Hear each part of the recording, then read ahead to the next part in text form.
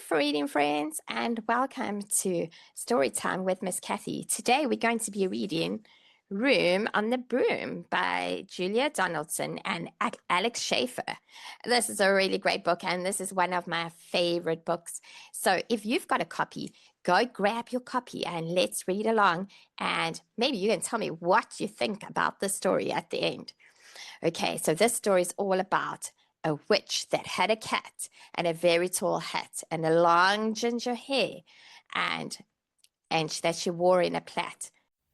Room on the Broom by Alex Schefler and Julia Donaldson. The witch had a cat and a very tall hat and a long ginger hair which she wore in a plait. How the cat purred and how the witch grinned as they sat on their broomstick and flew through the wind. But how the witch wailed, and how the cat spat, when the wind blew so wildly it blew off her hat. Down, cried the witch, and they flew to the ground.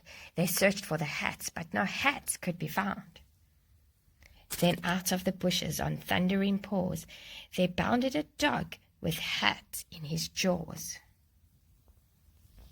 He dropped it politely, and then eagerly said, as the witch pulled the hat firmly down on her head, "I'm a dog as keen as can be. Is there room on the broom for a dog like me?" "You?" "Yes," said the witch, and the dog clambered on. The witch tapped the broomstick, and whoosh, they were gone. Over the fields and the forests they flew. The dog wagged his tail, and the stormy wind blew. The witch laughed aloud and held on to her hat, but away blew the bow from her long ginger plait. "Down!" cried the witch, and they flew to the ground. They searched for the bow, but no bow could be found. Then out from a tree, with an ear-splitting shriek, there flapped a green bird with a bow in her beak. She dropped it politely and bent her head low. Then she said to the witch, "I'm a bird as green as can be. Is there room on the broom for a bird like me?" "Yes," cried the witch. So the bird fluttered on. The witch tapped the broomstick, and whoosh, they were over the reeds and the rivers they flew. The bird shrieked with glee, and the stormy wind blew. They shot through the sky to the back of beyond. The witch clutched her bow and let go of her wand. "Down!" cried the witch, and they flew to the ground. They searched for the wand, but the wand could not be found. Then, all of a sudden, from out of a pond leapt a dripping wet frog with dripping wet wand. He dropped it politely, then said with a croak, as the witch dried the wand on a fold of her cloak, "I'm a frog as green as can be. Is there room on the broom for a frog like me?" "Yes," cried the witch. So the frog bounded on. The witch tapped a broomstick, and whoosh, they were gone. Over the moors and the mountains they flew. The frog jumped for joy, and the broom snapped in two. Down fell the cat and the dog and the frog. Down they went tumbling into a bog. The witch's half broomstick flew into a cloud, and the witch heard a roar that was scary and loud. "I'm a dragon as mean as can be, and I'm planning to have the witch and chips for my tea." "No!" cried the witch, flying higher and higher.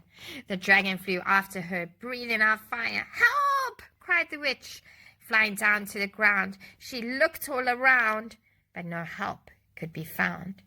The dragon drew nearer, and licking his lips, he said, "Maybe this once I'll have witch without a chip." But as he planned to begin his feast, from out of a ditch rose a horrible beast. It was tall and dark and sticky and feathered and furred. It had 4 frightful heads. It had wings like a bird, and its terrible voice, when it started to speak, was a yowl and a growl and a croak and a shriek. It dipped and it squelched and it strode from the ditch, and it said to the dragon, "Buzz off! That's my witch." The dragon drew back, and he started to shake. "I'm sorry," he splattered. "I made a mistake. It's nice to have met you, but now I must fly." And he spread out his wings and was off through the sky. Then down flew the bird and jumped. Down jumped the frog. Down climbed the cat, and "Phew," said the dog. "And thank you, oh, thank you," the grateful witch cried. "Without you, I'd be in that dragon's inside."